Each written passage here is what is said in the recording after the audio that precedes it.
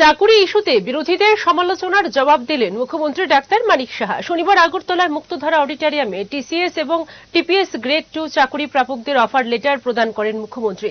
সেই অনুষ্ঠানে বক্তব্য রাখতে গিয়ে রাজ্যে বিজেপি জামানায় রাজ্য সরকারের বিভিন্ন দপ্তরের চাকুরিতে নিয়োগের পরিসংখ্যান তুলে ধরে বিরোধীদের মোক্ষম জবাব দেন মুখ্যমন্ত্রী ডাক্তার মানিক সাহা। সেই সাথে মুখ্যমন্ত্রী এদিন দাবি করেন, বর্তমান রাজ্য সরকারের সময়ে স্বচ্ছতার সাথে চাকুরি দেওয়া হচ্ছে। নতুন চাকুরি প্রাপকদের সততার সাথে কাজ করার বার্তা দেন মুখ্যমন্ত্রী। প্রায় সঙ্গে শুনি যে আমরা নাকি চাকরি চাকরি চাকরি কথা সবসময় সবাই বলে। বিষয়টা বলছি না।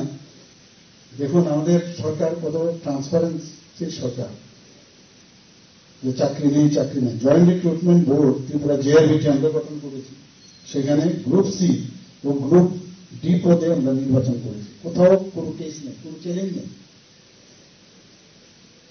গ্রুপ সি জেআরবিটিতে 1980 আমরা তাদেরকে নির্বাচিত করেছি এবং তারা যারা যুবক যুবতীরা আছেন সরকারের প্রায় 35টি কাজে অলরেডি যোগদান করেছে।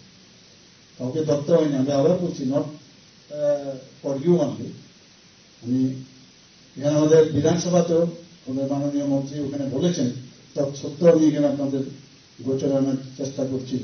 2022-23 এবং 2023-24 অর্থ বছরে 4849 জন যারা অশিক্ষক কর্মচারী তাদের রাজ্য সরকার